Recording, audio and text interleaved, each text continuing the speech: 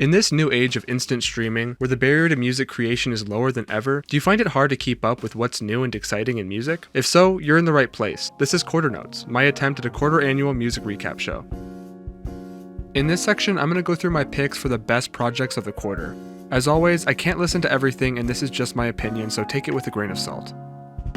It's Sorted by Cheekface is a really good album, especially for those willing to get a little silly and laugh off today's societal unease. Most of the appeal I find in this band is in their zany, left-field lyricism, usually making light of and poking fun at everyday anxieties surrounding the state of our society, the consumerism that drives the modern age, and the absurdity of what everyday living entails today.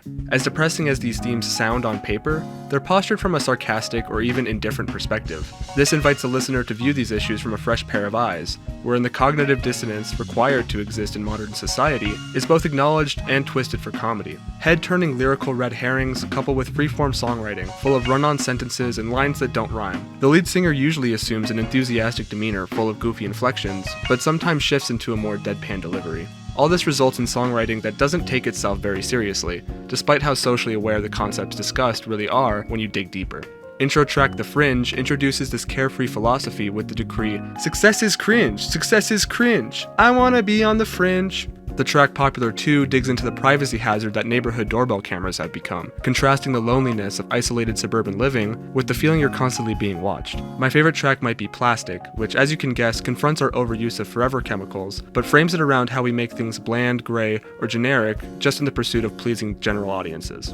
Musically, I feel like Cheekface stick to what they know how to do best. The offbeat melodic bass lines and tight, consistent drums take up much of the mix, with the guitar poking through whenever necessary to add a little bit of flavor. This is the general sound throughout most of the tracks, but there are some moments here where the band switches things up, like on the track Don't Stop Believing, where things slow down for a country-inspired acoustic cut. The track Trophy Hunting at the Zoo best showcases how heavy the band is willing to get. It has some interesting background ad-libs along the sample of what sounds like a piece of hospital equipment with this metronome-like quality. These experimental moments only act as solid transitions between the tracks Cheekface seems more comfortable pulling off, but they certainly get me excited for a potentially more diverse project in the future. Overall, this album is really fun. On first listen, there are a lot of moments that made me exhale lightly through my nose out of amusement, and as I kept coming back, it offered a ton to chew on conceptually. As always, read deeper than the rating, but I give this about an 8 out of 10. Cowboy Carter by Beyonce is a great album, and I recommend it to those who crave experimentation and push boundaries in their commercial pop music. Now, despite how little I think the marketing for an album impacts its quality, I have to talk a little bit about the rollout of this album, as it does pertain heavily to the contents within. In this album, Beyonce has made a choice to orient her sound in a country direction, embracing her Texas native status and smashing people's expectations of what genres she's capable of executing. On the surface, this is not a problem if you have a slightly open mind about music and musical artists, but some people are upset at this move from Beyonce for actual valid reasons. For those who aren't just upset about a black woman performing country music, the real problem is that this seems like a shallow attempt from Beyonce's team to capitalize on the recent boom country music has seen culturally. Many music critics have summed this up better than I can, but ultimately Beyonce had to make a lot of sacrifices to the integrity of this project in order to fit it into the country genre and then justify that change to her audience, which unfortunately does cause some issues with the flow of the project. However, as with any other pop artist, it's important to separate the shallow marketing schemes of their team with the actual creative intent of the album, and to me, it's impossible to deny how well Beyonce pushes past the bullshit to deliver an album that is actually cohesive. Aside from all the subtext about the way that white people have stolen country music from its black roots, this album feels like it's Beyonce claiming the narrative of her life for herself, titling the album as close to her name as possible given she's already released a self-titled project. Throughout the track list, many songs are spelt with an extra I where one I would usually go, and although this is a little silly, my interpretation is that Beyonce's saying, there are two I's, there are two me's, and I can do this country shit too. After the stunning chorus-led opener American Requiem, a faithful cover of Blackbird by the Beatles is recontextualized as the early beginnings of Beyonce's life, seeing her waiting for her moment to arise. Following this up with 16 Carriages, a song about the rural life that was taken from Beyonce at 16 years old when she became famous, only shows me more that there is intention about this project directly correlating to the story of Beyonce's life. The song Texas Hold'em then seems to center around Beyonce's adjustment from rural Texas to the glitz and glamour of celebrity life. Another song that's beautifully recontextualized into the story of Beyonce's life is her cover of Dolly Parton's Jolene, which she fits into the story of infidelity that fueled her record Lemonade. However, I think it's actually the end of the album and the return to the sounds of her last album Renaissance that really solidify this life story narrative I've been feeling throughout the project. by ending her story where her life is now and telling the audience it isn't over yet. To add to the cohesion of this album, Beyoncé employs this sort of radio station framing throughout, with all these country greats like Willie Nelson, Dolly Parton, and Linda Martell chiming in at random. Additionally, Beyoncé makes this project even more cohesive by framing the opening and closing tracks with the same chorus melody. These are the tracks that also outline the most explicit political thoughts Beyoncé has throughout the album, calling out Right America and asking the America she sees to stand together as a country and learn to wipe away our collective sins of the past. If I had to take a few points away from the narrative, I would say Beyoncé's cover of Jolene does leave a somewhat bad taste in my mouth. I understand how the narratives of the original and her cover line up, but given the stories surrounding Jay-Z's continued infidelity, it's hard for me to support her going after Becky with the good hair after already giving us a whole album of that. Putting that aside, there's a lot to still like about the storytelling on this album, like the heartfelt lullaby to Beyoncé's daughter Protector, or the haunting paranoid imagery in the track Daughter. For how much the narrative does successfully act as this deep meditation on the history and legacy of country music, musically, it is sort of hard to necessarily call it country. Sure, there are a couple of country tracks here, like Two Most Wanted with Miley Cyrus and the aforementioned 16 Carriages, but I think to call most of this country and not country-inspired pop comes with a lack of understanding of what makes country music country.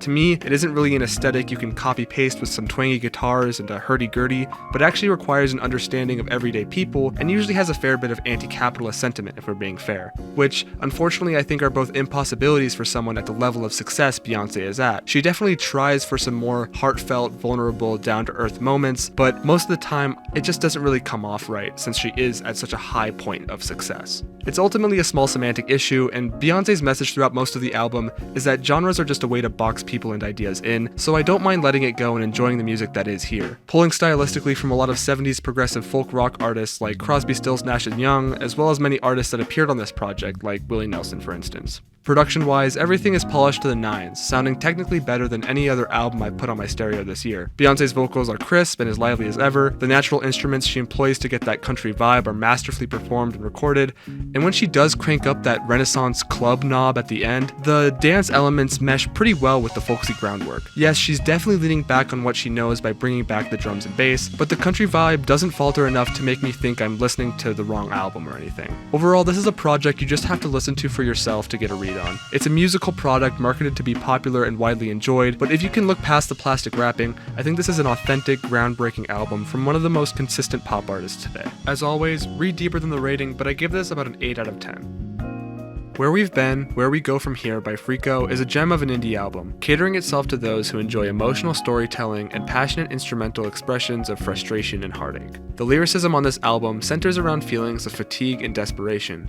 The opening track, Where We've Been, expresses sadness towards our constant necessity to seek work despite our rapidly deteriorating bodies. Following track, Crimson to Chrome, laments feelings of constantly spinning your wheels and approaching burnout while trying to work in a creative field, feeling either too old, rash, or naive to create the right art at the right time. The closing track, Cardinal, is perhaps the most heartbreaking, serving as an admission of defeat from our lead vocalist, who is begging for salvation from Christ and then ultimately themselves. The Cardinal, a symbol of this person's self-confidence and individual power, is said to have fallen to the ground, leaving them with only this cry for help.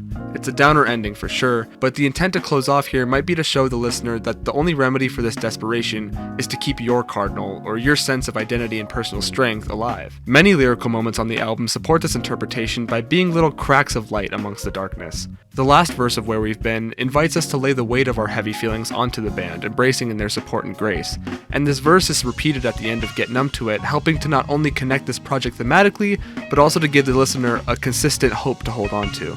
Despite the heavy feelings Freako convey, they seem to want us to find comfort in the acknowledgement of this systematic pain, and for me, the messaging is effective. There are also many lyrical connections to the title of this album, dealing with working through your past to pursue the creation of a better future. This is best represented on the track Statues, which reflects on the limited selection of statued people the socially aware can really look up to, and the hope that one day we can create statues that actually reflect our values. The musical component of this album pairs well with the narrative, jumping with grace between moments of charged-up indie rock instrumentation and somber minimalism. Tracks like Crimson to Chrome, Crashing Through, and Chemical are prone to bits of explosive distorted guitars, rapid cymbal-heavy drum work, and steady chugging bass lines.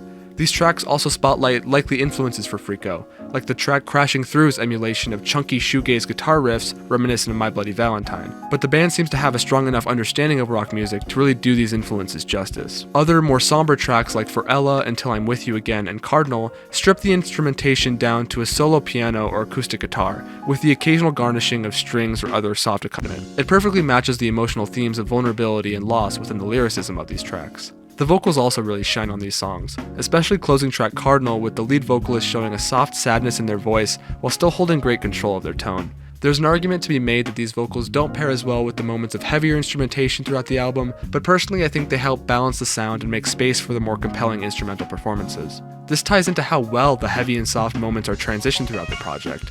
The group chorus vocals at the end of Get Numb to It, or the use of statues as a transition point from the high energy Chemical to the somber Until I'm With You Again, show great attention to the flow of this project. I see possible complaints with the mixing and mastering of the album, but as a debut from a two-piece band with this much songwriting and musical potential, it's easy to look past these moments of low fidelity or even see them as a deliberate aesthetic choice. Overall, Frico shows incredible promise for the future of their sound and have given us a great album to chew on this quarter. As always, read deeper than the rating, but I'm thinking about an 8 out of 10 for this one.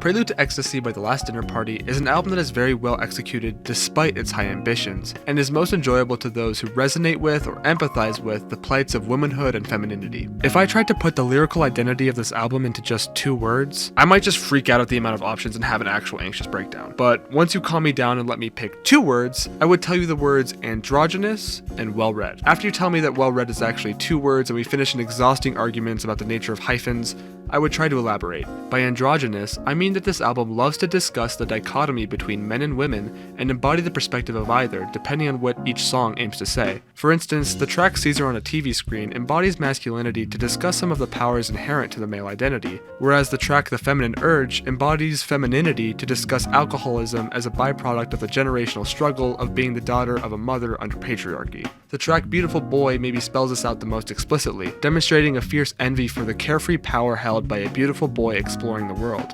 Not only does this beautiful boy get the respect of being beautiful, but their gender allows them to feel safe as they reap the benefits of their position. However, it's not like this album is just constantly throwing gender politics in your face, and that's where the well-read bit comes in. The way this album is able to reference key moments in history, biblical or otherwise, conjures such fantastic imagery for the listener, and promotes this dual feminine-masculine persona the band seems to be going for so well. Perhaps it is a bit much to wear a literal crown of thorns on your debut album cover, but they do a good job of keeping the most pretentious elements of their songwriting to a minimum, using history to put images in your head more than try to speak down to you. Most of the time, it just seems like the band is trying to present well-crafted songs that have a gothic rock appeal, and they leave all the high-level commentary and deeper listening to the genius lyric boards. The track Sinner, for instance, reads perfectly fine if your interpretation is that love feels more inappropriate as we get older and have a different context for touch and play, but it works even better from a position of queer love, and the conflicting feelings one has as a friendship in youth naturally develops into more but becomes something that's societally condemned. There just seems to be intention around accepting all identities with the songwriting here, with the gender of both the speaker and the receiver of these lyrics being mostly left up to audience interpretation. I'm not saying that music with explicitly laid out genders is automatically worse, I'm just appreciating the intention from the songwriters to create something that's wholly inclusive. Musically though is where this album really pulls me in. The title track opener of this album is an instrumental that establishes the first half of this project's sound, being a full orchestral display of strings, horns, and woodwinds. This then transitions into the track Burn Alive, which introduces the other side of this album's sound palette with this sort of 80s glam rock feel. These two aesthetics blend into a vibe that I can only really describe by showing the album's cover art. It's gothic and antique-y, but there's a sort of dark underbelly that comes from the rock elements on this project. Tracks like Caesar on a TV Screen and Lady of Mercy mess around with song structure, transitioning starkly between different tempos or different grooves entirely. To play the influences game, it feels like this band is doing for masculine femininity what Queen and Freddie Mercury did for feminine masculinity, with this healthy mix of grand theatrics and tough rock grooves to outline this intended androgyny. With that comparison made, it's hard for me to deny how well these women have embraced the history of rock music and have spun it up in a way that perfectly complements the unique style they're going for. Sure, you could say they're stylistically pulling from female rock icons like Stevie Nicks or Pat Benatar, but to do so ignores the influences from all angles of rock this band has pulled from to come across as confident on this project as they do. I have on good authority that their live show performances are just as fiery and confident as they are on this record, which only brings me more assurance that this band is only getting started, and I hope they can keep keep up the fantastic standard they set right from the start. Being a cis straight man, I can acknowledge I am most likely not the target audience for this project, but nonetheless, I love the hell out of it, and for that reason, I recommend it to anybody with an appreciation for rock music or the history of rock in general. As always, read deeper than the rating, but I give this album an 8 out of 10. Scrapyard by Quedeca is a unique project, handcrafted for those with a taste for ragtag dynamic production and singer-songwriters with raw emotional vulnerability. Musically, this project is not trying to fit into a box or water itself down for a wider audience. Instead, the project is littered with untraditional mixing, layers of vocal processing, and tons of extraneous noises, ranging from ambient and calm to cold and digital. For me, this was quite off-putting on a first listen, but as I sat with the album and caught myself wrapped up in its understated choruses, I started to understand the vibe Quedeca is going for. The vocals, for instance, seemed rather whiny and weak on a first listen, but the tracks that bring more vocal intensity, like Guess Who, show me that Quedeca is strategically playing to his advantages and disadvantages as a vocalist in really creative ways. He might not be the most technically talented singer, but he knows how to leverage his unique production and the handcrafted aesthetic of the project to implement his voice in ways that work really well. A great example of this is in the track You Tried That Thing Where You're Human, where most of the vocal is presented in a spoken word cadence, making it easier for Quedeca to focus less on the power of his voice and more on the heartbreaking emotion he shows through voice cracks and uneven breathing. He manages to portray so much angst, anger, fear, awkwardness, and shame through his voice without sounding cheap or only committing halfway, which gets me as a listener really wrapped up in the song's sentiments. The most standard track musically on the album is the closer Texas Blue, where Kevin Abstract's featured vocals and the pronounced piano melody give the song a solid backbone for the additional effects to really charge up the conclusion of the project. If the rest of the project is too busy for you to appreciate the expert level bedroom production from Quedeca that's going on here, the sound of this song should do the trick to convince you. It's not like the only standout though, with many of the tracks here really impressing me with how well Quedeca is able to shift into different moods and try out different sounds. The stark difference from the soft and heartfelt Easier to the busy and intense Even If I Tried is a good example, but really from track to track it's hard to anticipate where the sound will go next, which I think ultimately ties well into the whole Scrapyard concept. Narratively, this album is extremely raw and vulnerable, really feeling like we as an audience get to peek into the rambling voices going on in Quedeca's head. Tracks like A La Carte and Easier are these attempts at love songs, but it's made clear that the speaker is constantly feeling doubts around the things they say, asking themselves whether or not they're really even in love. It becomes a theme throughout the album, where there's a battle going on between the persona and life that Quedeca is trying to create, and the constant fears and worries that tear those dreams apart and stop him from moving forward. The track Way Too Many Friends sees him doubting the cost of maintaining friendships, and the track Even If I Tried sees him doubting whether or not pushing past these fears would even help him see success. And the track I Make It Look Effortless sees him continuing to doubt whether he is truly worth someone's love in the first place. These feelings of doubt culminate in the album between the tracks Being Yourself, where there's this real desire to push past these fears and be genuine, and the track You Tried That Thing Where You're Human, where this all breaks down into a heartbreaking display of defeat and shame. These two songs don't end the album, but to me they are the best example of this album's themes of doubt and defeat. The album fortunately ends on a bit of a higher note, with the aforementioned Texas Blue bringing things to a contemplative close as we seem to be coming out of the cave of fear and into the light of acceptance. Ultimately, this is an album that I feel like I haven't dug far enough into yet, either musically or narratively. But with the time I have been able to give it this quarter, this album has only continued to grow on me with its expressive shows of vulnerability through its songwriting and the layers of intricate instrumentals on display throughout. Check this one out if you can get down with something a little different and want something emotionally vulnerable without necessarily making you cringe. As always, read deeper than the rating, but I'm giving this one an 8 out of 10.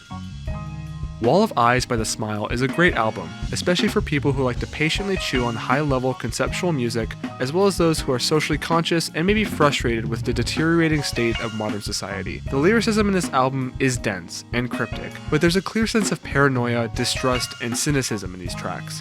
The observation state of our technology and social media, the rat race for financial gain, the detachment between nature and how we interface with the world, these problems surrounding dystopian paranoia are all being alluded to under layers of convolution and sideways delivery, but in a way that's still easy to understand and empathize with.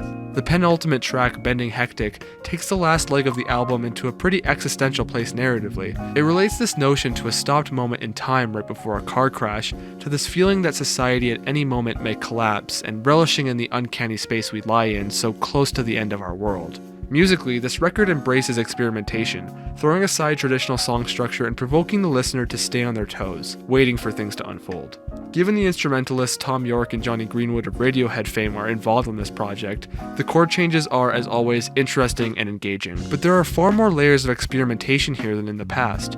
There's more impromptu jams, more strange musical detours, and more abstract conceptual soundscapes. Songs like Read the Room, Under Our Pillows, and Friend of a Friend see the instrumental mood of the song switching up constantly, falling in and out of different rhythmic pockets. Friend of a Friend certainly stands out as a high point musically. Thom Yorke's vocals are particularly strong and blend well with the rich piano and bass. I enjoy the warm, humming woodwinds and descending horn lines in the background, and it's all tied together with this smooth, laid-back beat. There are also plenty of deliberate sonic moments throughout the album that left a strong impression on me. The swell of warm background synths and teleharmonic as the drums and bass kick in, the slow instrumental disintegration and later crescendo into the end of the track Under Our Pillows, the layers of strings and bending hectic, leading to the chunky guitar-led chorus after the line, I'm letting go of the wheel. These moments take the project from intriguing to engaging and elevate the narrative themes of social unease and paranoia. It's a little disappointing that the last track, You Know Me, doesn't wrap up the album on a similarly high musical note to me, but I do respect the more abstract direction it goes instead. Overall, this is a must-listen for fans of Thom and Jonny's past work on Radiohead, and is overall a fantastic musical representation of the social unease many people feel in 2024. As always, read deeper than the rating, but I'm giving this one an 8 out of 10. Something in the Room She Moves by Julia Holter is an incredibly impressive album, tailored to those who enjoy smooth, psychedelic soundscapes and songwriting that experiments past traditional musical boundaries. Both musically and lyrically, this album feels like a true presentation of what the artist intended to convey, only confining itself to musical limitations like time signatures and traditional song structure when absolutely necessary. The track Sun Girl opens the project up with such an odd combination of lush, relaxing synths, this lazy, stretchy bass sound, but then these bright, bumpy flashes of extraneous flutes and percussion, which really break up the sound before Julia's layers of entrancing vocals bring things back together. The random deconstruction of sound and subsequent sonic reboot halfway through the track clues the listener into how loose and spontaneous Julia wants to be on this project, and the slow, rhythmic breathing that's brought into the mix in the latter half of the track really adds this meditative quality to it. The loose songwriting and vivid poetic imagery continues into the track These Morning, which slows things down for an even more meditative experience full of soft, sensual saxophone and more pronounced melodic bass work. This song, along with the title track that immediately follows it, both have a sonic palette that reminds me a lot of this album Moon Safari by the French duo Air. The atmospheric synth hits and moody woodwinds are just too similar not to mention. But that being said, the sound is well adapted as backdrops for these meditative, somber tracks with lots of other instrumentation added. So to me, it's all kosher. The next track, Mysteria, strips things back to a solo synth, which mostly just echoes the spoken word poetry being softly sung by Julia. It's a nice moment to transition us into the experimentally dense Miyu, which is this sort of chamber choir piece that I initially thought was full of these strange pitch shifting and garbling effects, before realizing it's literally all a cappella. There are just such insane vocal techniques being paired together with intentional attacks, releases, and harmonies to create this collage of melodic wails. It's a surreal track that stands out as a really well executed experiment. We then move into the track Spinning, which switches up the usual mood by adding these abrasive, pounding beats and these didgeridoo-like growls, which is matched by the segmented way in which Julia sings here. The lyrics of the song are full of existential confusion, expressing feelings of self-doubt and conjuring imagery of rebirth while asking questions about the nature of life. All of this chaos ultimately crashes into the instrumental track Ocean, which calms things down into a collection of harmonizing synth tones, which I think works wonders for the overall flow of this usually chaotic project. The next track, Evening Mood, starts to tie things in narratively for me, with imagery of rooms and furniture and daylight hitting, all starting to come together as this meditation on the mood of a room throughout the day. This is just my interpretation, but the sampled bong rip-like sound halfway through the track securely set in my mind this atmosphere of a relaxing day passing by as these personified objects relish in the daylight making its way into their room. The following track, Talking to the Whisper, winds down the other running narrative line I interpret from this album, which is the vulnerable expression of love and heartbreak that's being metaphorically tied into the concept of this room. The instrumental breakdown on this track is impactful, with a standout solo from some reed instrument as the track keeps building and building to the end with clashing drums, frantic flutes, and other random miscellaneous noise. It's a great way to climax to the end of the album before ending it with the much more atmospheric and heartfelt closer, Who Brings Me. It's not necessarily a flashy closer musically, but it does bring quite a bit narratively and ties together many loose concepts and themes throughout the record, sort of outlining which lyrical concepts to connect to others while revisiting the project, which I appreciate in terms of re-listenability. Speaking of, this is an album that I've actually been giving quite a few listens this quarter, despite how challenging and offbeat it is on the surface. It's a project that knows what it is 100% and is taking whatever creative risk necessary to convey its dense poetic message. It is not going to be an easy listen for everyone, and I imagine it will resonate with even less, but strictly speaking, as an artist trying to communicate their feelings into sound, there isn't another project this quarter that is this imaginative, fresh, and continually interesting. As always, read deeper than the rating, but I'm giving this one a 9 out of 10. Girl with No Face by Ali X is a phenomenal album, begging to be enjoyed by those who love striking 80s synth pop and honest expressions of taboo feelings. Narratively, this album feels extremely cohesive, with the story unfolding of this person's internal dilemma to either find peace within the real world or bury themselves into the safety of their own mind. It's an album for the weirdos, really, readily apparent from the opening track Weird World. This track finds our narrator abandoned by both the government and religion, resorting to Satanism out of a pure desperation for a philosophy that can keep a promise, humorously in this case implying that promise being damnation to hell. It's a great opener to show how this album is going to be weird and is not bending to mainstream ideas. We continue on to the track Galena, with Galena seemingly being this personification of a calm state of mind, and in the track our character is begging to awaken this part of themselves. The track Hardware Software expands upon this quest for a sound mind, where our character wishes only to deal with their software or their internal thoughts, rejecting the perception and awareness of their body in the pursuit of seeking the calm or galena within their mind. Things shift narratively in the track Black Eye, where the narrator is asking to be hit with feelings they have been repressing for a long time. The lyrical shift from "it's just a black eye" to "it's not just a black eye" shows that this person has been minimizing the real trauma they've experienced. The tracks You Slept on Me and Staying Power could both be read as braggadocious exclamations of the musical talent from Ali X, or alternatively as our main character finding their own way of living without finding galena or peace of mind by simply taking the beatings life has to offer and enduring until it all ends. My favorite track here has to be the final track, Truly Dreams. In this track, the narrator is embracing the idea of dreaming and the grind required to dream. However, this can be interpreted with the person in two very different scenarios, either using their newfound ability to endure the pains of life and create new dreams and aspirations to live by, or seeking deeper into the mind space they have been hiding from throughout their life. I love the ambiguity in this ending, and it really brings things full circle conceptually. Some tracks throughout the album seem a bit more connected from the narrative, but still add a lot of flair to the album, especially the body positive banger Off With Her Tits or the title track Girl With No Face. The latter seeming to be about a girl who could have been somebody's soulmate, but is instead just a girl their ex can't even remember the face of. Musically, this project borrows much of its sonic identity from 80s synth groups like Kraftwerk or Devo, but with a distinctly chilling atmosphere hugging the sound.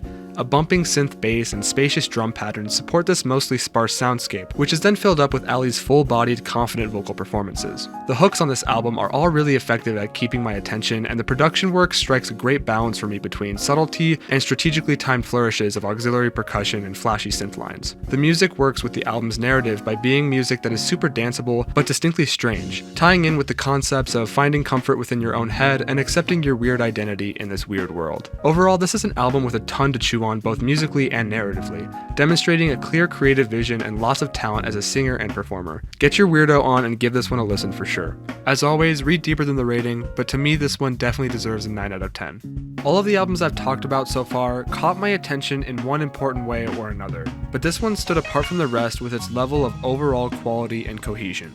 To me, the best project of this quarter is Loss of Life by MGMT is a deep album, catering itself to those who like heady, psychedelic pop albums with concepts that leave you feeling introspective or even existential. The narrative of this album is dense, and I'm still chewing on the meaning of many elements, like the mention of 6th century poet Taliesin, so I'm not sure my interpretation is really completely right here. But from what I can gather, the meaning of this album's title is intentionally interpretive. Loss of life can mean the instant loss of a loved one or a peer, experiencing death yourself, or even slowly losing your life to the day-to-day monotony of capitalism. The way I see it, this album actually begins with the second track, Mother Nature, which reads as this beautiful love letter to nature through this sheltered lens of capitalism. The lyrics describe a need to push our resources for just a little bit longer, but tomorrow always comes and there's always a need to produce more. This perspective continues in People in the Streets, where the narrator is intentionally detaching themselves from the worries in their mind and problems in their life by looking at how the people in the streets, either meaning houseless people or social demonstrators, continue to endure despite their position. The system this person is in makes them scared of the people in the street,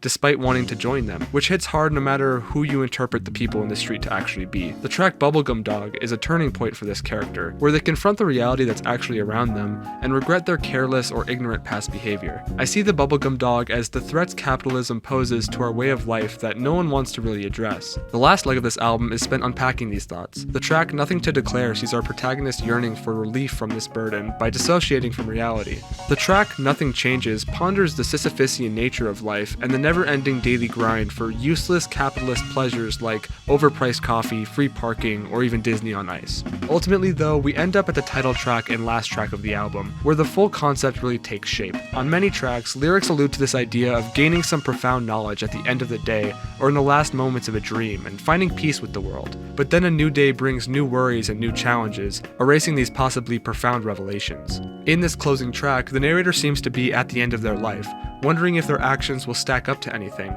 but then realizing somehow that there are new beginnings beyond life and that they will somehow live on. Loss of Life Part 2 kicks the album off by showing our protagonist in this state with a new full understanding of the world and seemingly the knowledge of the meaning of life itself. But like a new day cleansing away dreams and late-night illusions of grandeur, the sound is abruptly shut off and we're right back to where we started with the track Mother Nature. The ideas here just play really well with each other and make me think about reincarnation, where I go when I fall asleep, or just even how absurd it is to experience life and death as a human at all. These high-level themes still mesh with the musical component of this album, with the top-notch psychedelic production and diverse sound palette of instruments and soundscapes really bringing things to life. The way Loss of Life and its part 2 are split up make the album feel more cohesive by framing the beginning and end with the same melody, but even if you take my narrative interpretation, the flow of the album still works starting from track 2. Mother Nature works as a fantastic album opener, with its flowing, ethereal synths and longing vocal performance. I really love the guitar work and instrumental climax of Bubblegum Dog. The ambient droning at the end of Fadie's song piqued my attention, and I keep getting the vocal melody from Loss of Life stuck in my head. These interesting musical moments kept me coming back to this album, and as I did, each and every track grew on me more and more and had me digging into the concept. Whether it's relating dreams to death or lamenting the plights of capitalism, or maybe neither, this is an album that rewards you for coming back to it, and that's always a sign of a really thoughtful work. As always, read deeper than the rating, but I'm feeling a really strong 9 out of 10 for this one. So there you have it. These are the 9 projects I felt were the very best this quarter. Do you agree? Did I miss your favorite? Music critique is a community endeavor, so feel free to clue me into what I've missed in the comments. I have over 60 more projects to talk about from last quarter, so subscribe to the channel if you're interested in the 3 upcoming videos I plan to release. Regardless, thank you so much if you've taken the time to watch this far, and I hope to see you again in the next edition of Quarter Notes. Later.